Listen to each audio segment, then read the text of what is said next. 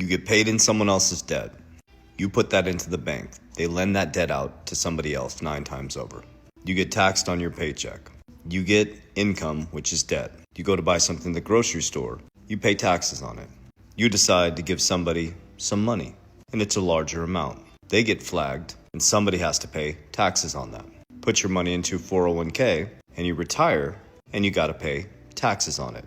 So you get paid in someone else's debt. You trade time, labor for debt. You get taxed on that debt. When you retire, you got to pay taxes on the retirement. And during that time, they've eroded the buying power of your income, which is debt, at about 2 to 3% inflation. After about 30 to 40 years of your retirement age or your working life, pretty much cut the buying power of your dollar in half due to inflation. So inflation is silent taxation. They get you through taxes. They pay you in someone else's debt. Oh, and they bury you in a debt monetary slave system where they teach you to borrow against your future self and have a good credit score. So now you get paid in someone else's debt. You got to trade time for money, which is debt. You get taxed on that debt. When you retire, you get taxed on it. By the time you retire, your purchasing power has been eroded in half. You monetize against your future labor that you haven't worked yet by spending an auto loan out 72 months and a mortgage 30 years. And the only way you can get ahead is to give up more time away from your family. You didn't fail, the system failed you.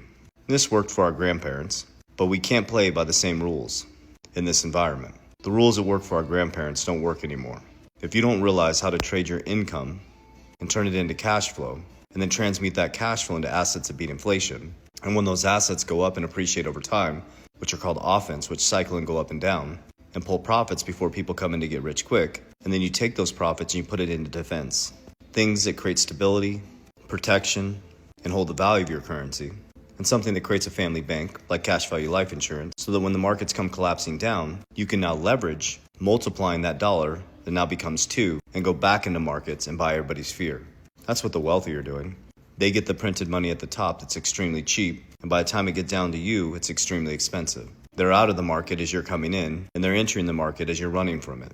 So what you should be studying is how to transmute every single dollar you get, which is someone else's debt, into something that creates cash flow and makes money while you sleep. And then when that money comes in from the money you make while you sleep, you transmute that money into assets that will grow over time and beat inflation. And when you get some profits, don't be greedy, take some off the table and build some defense and protection for your family. And you should always be de-risking. You see, the system was not designed for you. It was designed to trap you. And like I said, we can't play by the same rules that our grandparents did in this new economy. I hope these daily education help you wake up to the reality that you're facing and the things you can do about it. Love you guys. Good night.